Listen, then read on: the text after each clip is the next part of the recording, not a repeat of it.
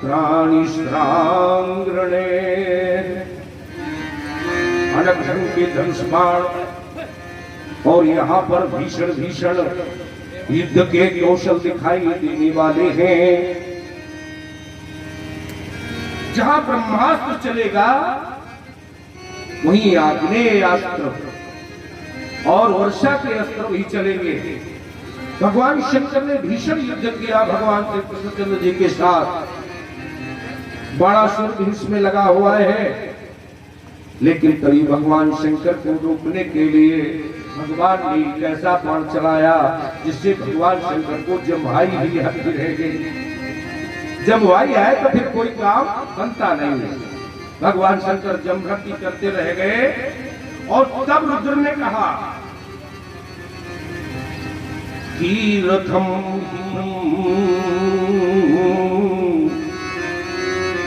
ज्योतिर्गूढ़ ब्रह्मणि वाङ्मये तम पश्यन्तमलात्मानम् आकाशमिते बलम्।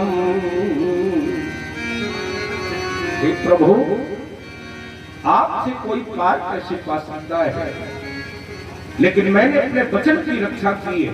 तब बाणासुर युद्ध के लिए बढ़ा। इधर से बड़े बड़े सैनिकों ने युद्ध करना प्रारंभ किया। बाणासुर की भुजाओं का छेदन करने लगे भगवान। इनके मदमस्त बल का अंत कर दिया भगवान ने, बंदी बना करके, और अनिरुद्ध उनको मुक्त करा के उषा को लेकर आए और इन दोनों का विवाह संपन्न किया। इस प्रकार से अपने राजधानी में संतति को बढ़ाते हुए श्री कृष्णचंद्र जी महाराज ऐश्वर्य दिखा रहे। प्रभाव द्वारिका में है, ऐश्वर्य द्वारिका में है। फिर उन्होंने नृत्य चरित्र की कथा कही जिसमें गोदान इत्यादि के विषय में बहुत विस्तार से कहा।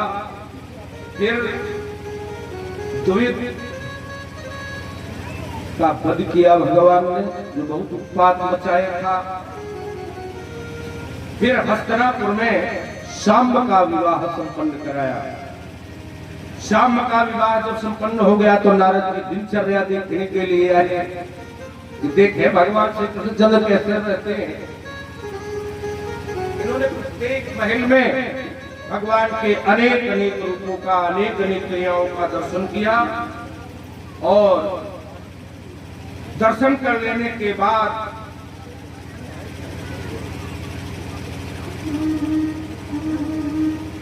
इन्होंने उनकी संतुति की, उन्हें संतुष्ट किया।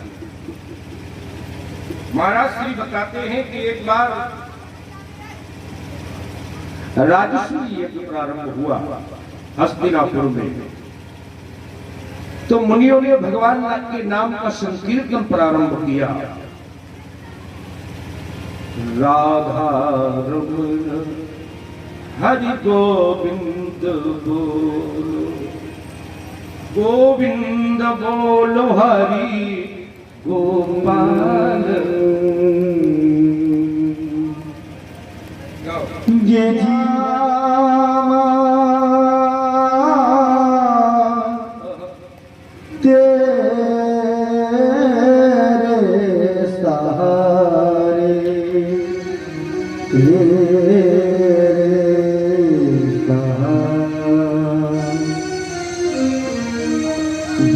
जीवन है श्यामा तेरे सहारे, ये जीवन है श्यामा तेरे सहारे। चले जा रहे हैं किनारे किनारे, चले जा रहे हैं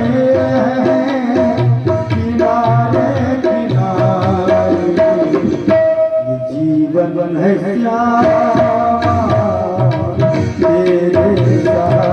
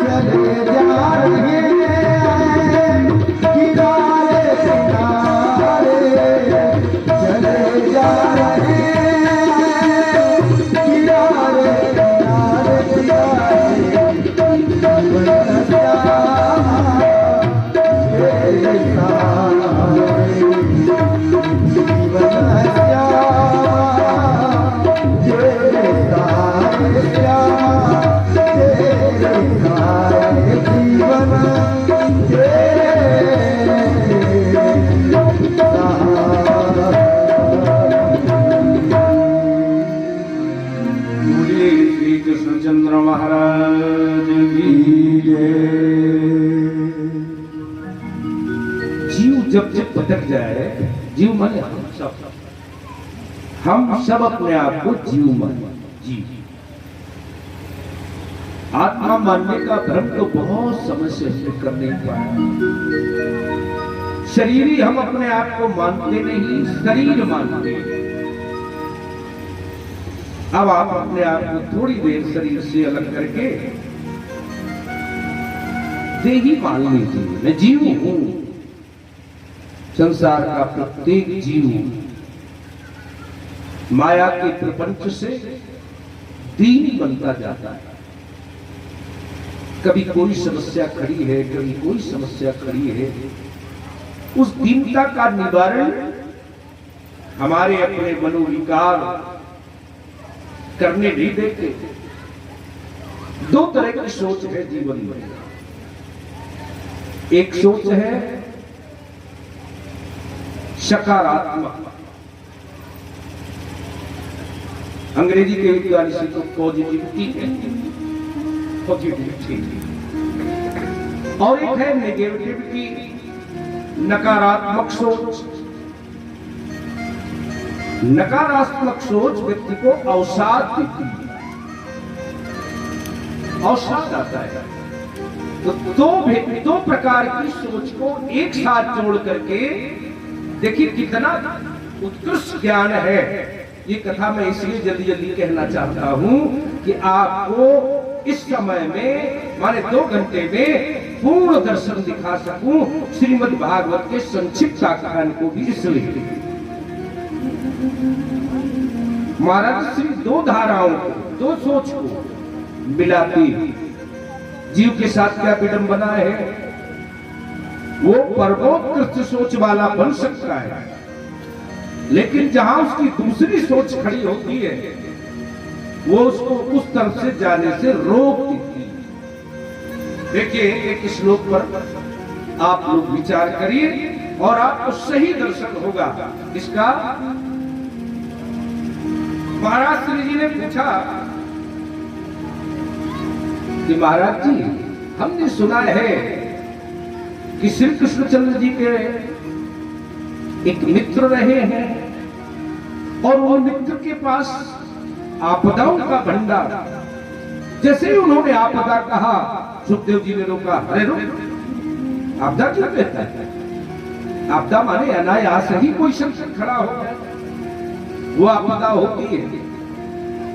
और कोई अपनी दीनता को स्वीकार कर ले और उसी में परिमार्जित होकर प्रसन्न रहे, ये दीनता नहीं हो सकती। सुखदेव जी ने कहा बिल्कुल। परीक्षित जी ने कहा महाराज जी गलती हो गई, अपराध। बताओ महाराज क्या है ये?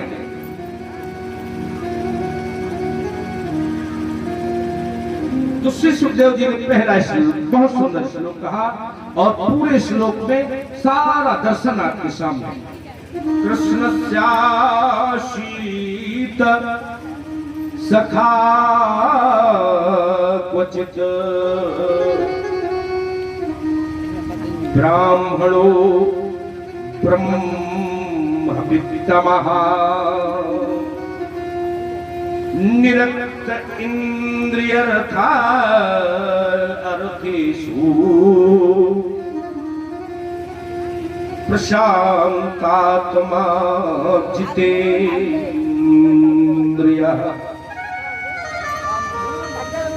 बस शब्दों पर ध्यान देंगे, विशेषण क्या है? प्रशांतात्मा जितेन्द्रियः।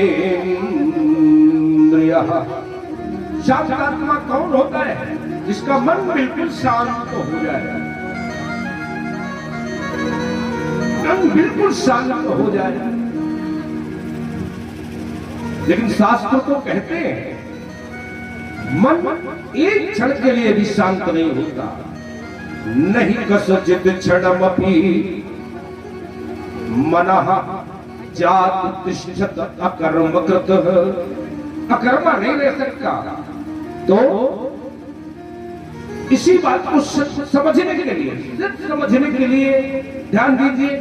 महात्मा के पास एक व्यक्ति गया और उस व्यक्ति ने कहा कि प्रभु मैंने भूत सिद्ध कर लिया है। तो महात्मा ने कहा ये अच्छी बात है, अरे भाई तुमने जिस कारण से सिद्ध किया उसको उसी में लगाओ। बोले नहीं नहीं महाराज जी, उसने मुझसे शर्त रखी है। क्या? कि मुझे दिन भर काम बताना होगा, और अगर तुमने काम नहीं बताया तो मैं तुम्हें खा जाऊंगा। तो महाराज जी अभी तो मैं उसे काम में लगा कर आया हूं, लेकिन हर समय मैं उसे काम बता नहीं सकता। तो बोले भय लगा रहता है, अगर काम न बता पाए तो खा जाए, तो क्या करें? कौन सा उपाय है? महाराज जी ने सरल सा उपाय बताया। बोले क्या? बोले एक बड़ा सा खंभा गाड़ दो और उस खंभे पर ले जा करके उससे कहो मुझसे, जब काम से कोई काम ना हो तो कह दो इस पर चढ़ो और उतरो, चढ़ो और उतरो, बस उसी में लगा रहेगा। फिर उसे कोई ऐसा नहीं कह सकता कि ये काम नहीं है, काम है, करते रहो। तो बड़ा सरल उपाय महात्मा ने बता दिया। और वो आया, भूत ने पूछा बताओ काम नहीं, तो फिर उनका काम बताते हैं।